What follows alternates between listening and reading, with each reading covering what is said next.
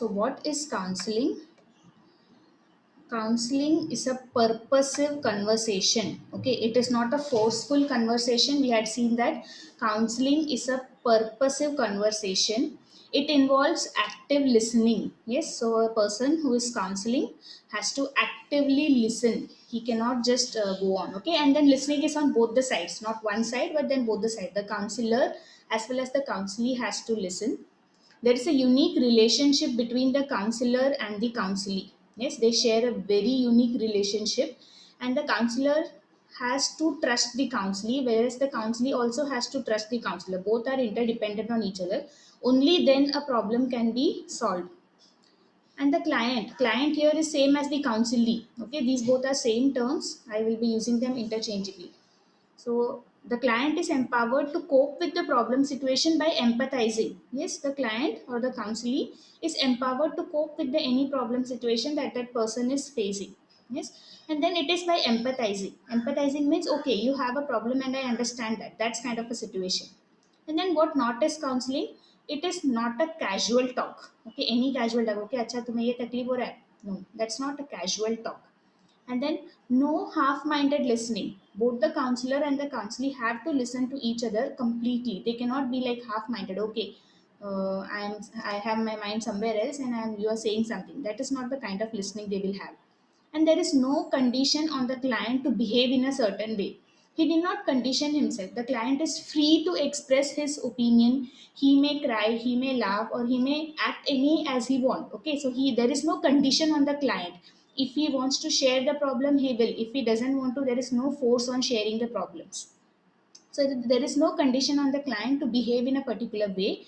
And counseling does not involve with giving advice or giving sympathy. Oh, I'm so sorry you're having this problem. That is not the way a counseling it should be done. And then there is no advice given. Okay, so they are not advised, okay, you do this or you do that. No suggestions is given to them.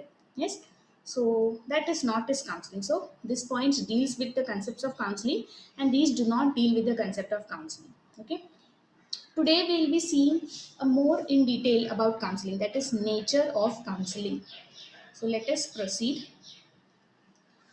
Counseling is the focus of the counseling activity.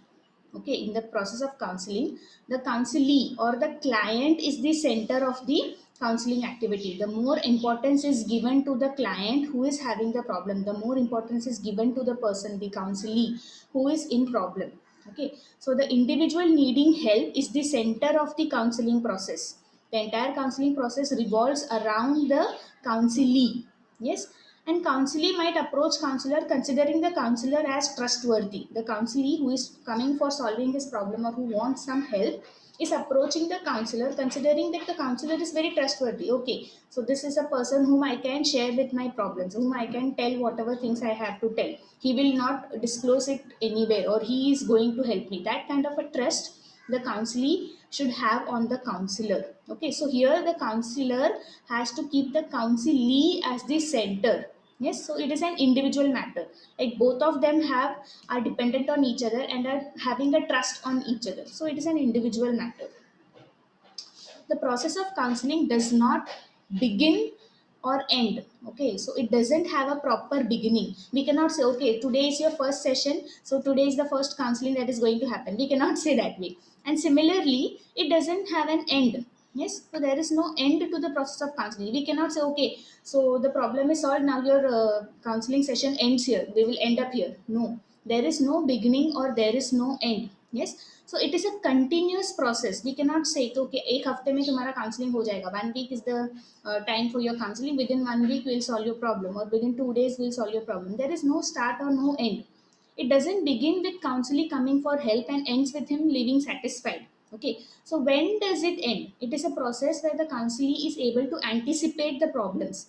When the counselee or the client is able to, okay, these are the problems that we may encounter in the future, that I may encounter in the future, I am able to, the counselee is able to plan accordingly. According to the anticipation, he is able to plan, and then he is able to solve them skillfully. Until then the counseling process doesn't end. Okay, so again if he faces some problem, again the process of counseling has to start. I hope you're getting. Okay, so the counseling process is a very continuous process. It will not start and it will not end within a like fraction of a second. Okay, yes, abhi within a month we'll end this process, or within a week we are going to end the counseling process. It cannot have a start or an end. Okay, so it starts when the problem is actually shared with the counselor. When the counselor actually opens up and tries to share the problem, it takes time. The counselor will not first day itself, he will not come and share his problem. He will be reluctant. He may be reluctant. So it takes time to start, and then again it takes time to end also. When does it end? When the counselee is capable enough to anticipate the different problems, to solve the different problems, and to plan accordingly. Okay, that is the time when the counseling process will end. It deals with the events that have happened before. Yes, in a process of counseling, the counselee or the client who is coming to solve his problem may not be having actually the problem now. Okay, he may share, okay, I am not able to sleep every day, I am not able to eat properly every day. That is not the only problem. It may be related to some problem which has happened long time back, or something which is disturbing him, some past experiences which is disturbing the client or the counselee. Yes, so that is the real problem. And then the effect of that problem is he is not able to sleep or he is not able to eat properly. Yes, so it deals with the events that has happened before. So if you see, a counseling is a very complex process. It doesn't actually always show the actual effect. Okay, this is the effect, so you have this. Now you eat some medicine and you're solved. Your problem is solved. That is not the actual way.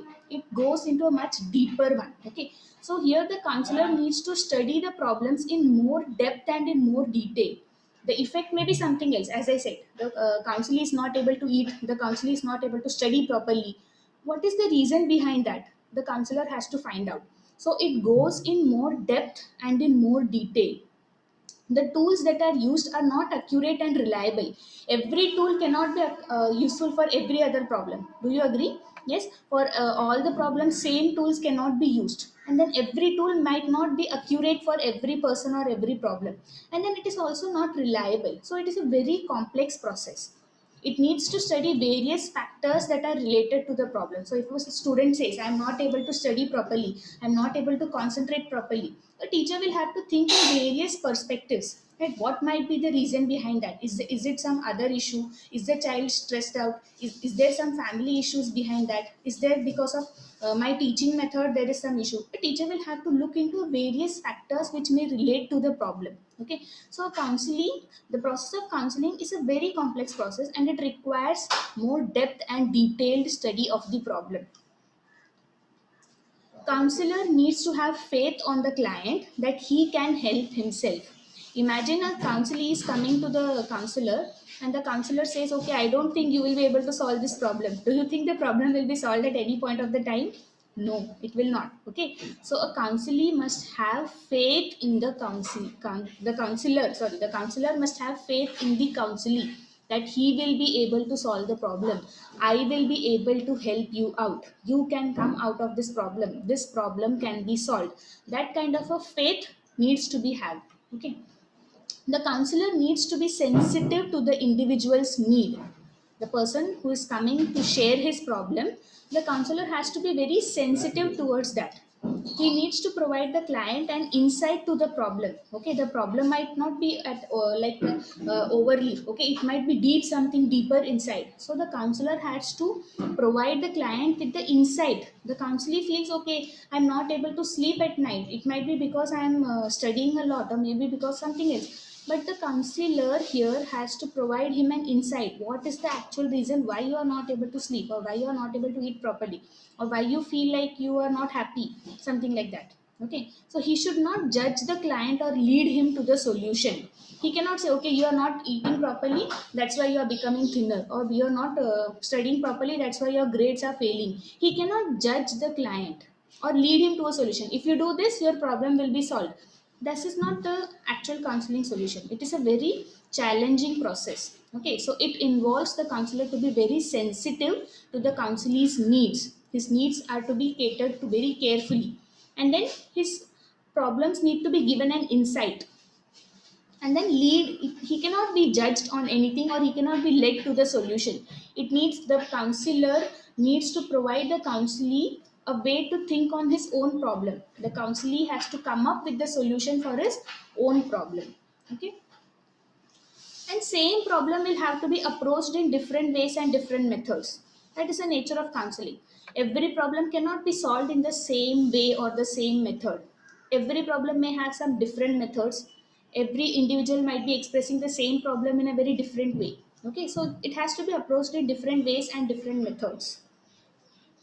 It is an eclectic process. Counseling is an eclectic process. There is no one kind of problem that the counselor has to cater to all the time. Yes, so a counselor may not always face the same problem. Every person coming with a problem might not always come with the same issues.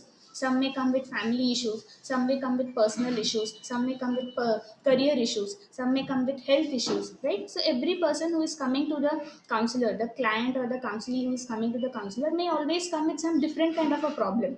And there is no one solution to the same kind of a problem. Suppose two people are coming with the same career issues, but then the issues cannot be catered to in the same manner. Every issue, according to the individual, according to the situations, according to his needs, the counseling might be given in a different way. Do you all agree? Yes, I cannot be in the same way. Like some two people are approaching to me with the same issues, I cannot cater to them in the same manner. Things have to be differently dealt with. Solutions may differ as per the individual's needs. So the problems solution which are given may differ as per the individual's needs. Now, who needs counseling, or rather